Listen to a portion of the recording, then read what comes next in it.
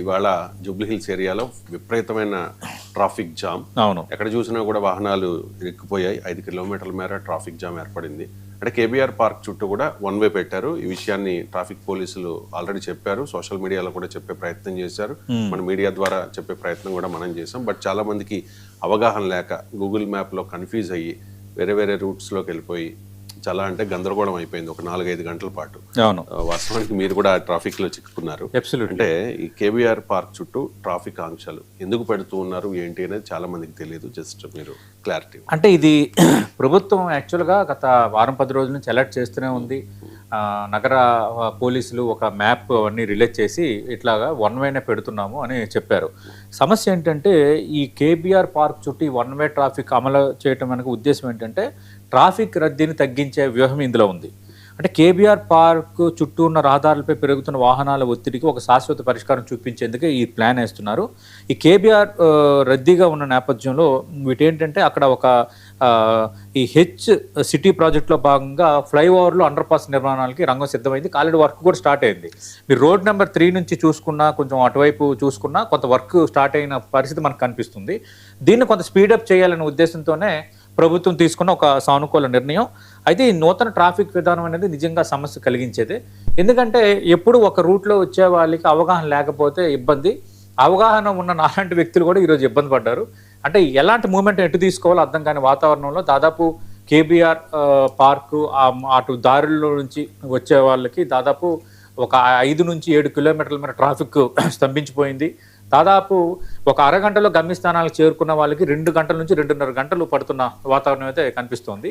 మొత్తం అక్కడ Jubilee check post one way వల్ల 2 వేలో వచ్చే బస్సులు కానీ వెహికల్స్ కానీ ఇంకా అటు వెళ్ళే వాతావరణం లేదు.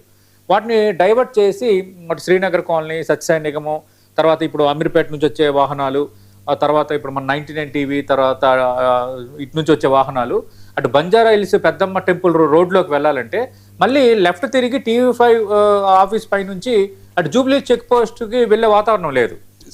దాంతో ఇటువైపు రద్దీ పెరిగిపోయింది, అటువైపు రద్దీ పెరిగిపోయింది. ఒక రకంగా ఈ ట్రాఫిక్ పద్మవ్యూహంలో చిక్కుకొని ఎటు వెళ్ళాలరా బాబు అన్నట్టుగా ఒక వాతావరణం క్రియేట్ అయిపోయింది. నేను పర్సనల్గా అది ఎక్స్పీరియన్స్ చేశాను. ఏదేమైనా ఇంకొంచెం దీన్ని కొంచెం సెన్సిటైజ్ చేయాల్సిన అవసరం ఉంది. రెండోది గూగుల్ మ్యాప్లు కూడా కరెక్ట్ అయ్యి అంటున్నారు. గూగుల్ మ్యాప్స్ కూడా ఇంకొంచెం ఇలాంటివి చేసేటప్పుడు గూగుల్ని కూడా సంప్రదించి కొంచెం ముందుగానే మ్యాప్స్ అవన్నీ రెడీ చేయడం అనేది మంచిది. ఇది సమస్య ఉండదు, ఒక 2 సంవత్సరాల వరకు ఉండే అవకాశం కనిపిస్తుంది అంటున్నారు. కానీ ట్రాఫిక్ పోలీసులు కూడా తీవ్రంగా శ్రమిస్తున్నారు. పోలీసులు 4 షిఫ్ట్లలో పోలీసులను ఏర్పాటు చేశారు. ఉదయం నుంచి కంటిన్యూగా ఏసీపీలు, డీసీపీలు, సిఐలు, ఎస్ఐలు, ట్రాఫిక్ పోలీసులు, సివిల్ పోలీసులు మొత్తం రోడ్లపైనే ఉండి దీన్ని కొంత డైవర్ట్ చేసే పరిస్థితి అయితే చూస్తున్నారు. వాహనదారులకు లైన్ 1, లైన్ 2 బోర్డులను గమనిస్తూ క్రమశిక్షణతో వాహనాలు నడపాలి, రాంగ్ సైడ్ వెళ్ళొద్దు, సమస్యలు ఇరుక్కుంటారంటూ చాలా స్పెసిఫిక్గా చెప్తున్నారు. ఏదేమైనా ఏంటంటే దీనిది ఇప్పుడు తప్పదు. ఏంటంటే అటు ప్రభుత్వాన్ని అనలేము, ఈ సమస్యను తీర్చలేము. ఎందుకంటే అక్కడ అవసరం, అక్కడ అది పెట్టకపోతే మిగతా పనులు వేగవంతం కావు. ఫ్యూచర్లో ఇంకా ఒక అండర్ పాస్, ఈ ఫ్లైఓవర్లు అయిపోయిన తర్వాత ఇంకా హసల్ ఫ్రీ ట్రాఫిక్ అయితే ఏర్పడే అవకాశం ఉంది. కాబట్టి హసల్ ఫ్రీ ప్రయాణానికి మనకు ఈజీ అవుతుంది. కాబట్టి కొంత ఇది భరించాలి. దీనికి తగ్గట్టుగా కొంత దానికి అనుగుణంగా అందరూ ప్లాన్ చేసుకుంటే కొంత బెస్ట్ ఉంటుంది. ప్లాన్ చేసుకున్నా కూడా సమస్య ఉంటుంది. ఇప్పుడు వాళ్ళు బస్సుల్లో రావాలన్నా, ఉబెర్లో రావాలన్నా కూడా ఇబ్బంది ఉంది.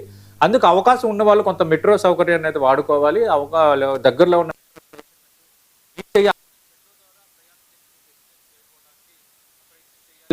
అంతకు మించిన ఆప్షన్ అయితే ఇంకా విధంగా కనిపించడం లేదు. మీరు ఎంత వేగంగా బయలుదేరినా ఉదయం వేళ ట్రాఫిక్ అనేది అత్యంత కీలకం హైదరాబాద్లో. ఎందుకంటే స్కూల్ బస్సులు బయలుదేరుతాయి, ఉదయం వేళ ఉద్యోగులు కానీ మొత్తం వీళ్ళందరూ కూడా మూమెంట్ స్టార్ట్ అవుతుంది. ఉదయం 8 గంటల నుంచి స్కూల్ బస్సులు హడావుడి స్టార్ట్ అవుతుంది. 9 నుంచి సాధారణ ఉద్యోగులు మిగతా వాళ్ళ పనులకు వెళ్ళే వాతావరణం స్టార్ట్ అవుతుంది. కాబట్టి అక్కడి నుంచి అయితే రద్దీ పెరిగిపోయే వాతావరణం ఉంది. ఏదేమైనా ఇంకొంచెం దీనికి ఏమైనా వైబిలిటీ ఉందా, ఇంకొంచెం దీన్ని ఏమైనా క్రమబద్ధీకరించవచ్చా అన్న దానిపైన సిటీ పోలీసులు కొంత దృష్టి పెడితే మంచిదనేది నా అభిప్రాయం. Right, thank you so much Satish గారు. ఇది ఇవాల్టి స్ట్రైట్ టాక్. మళ్ళీ రేపు కలుద్దాం. చూస్తూనే ఉండండి 90.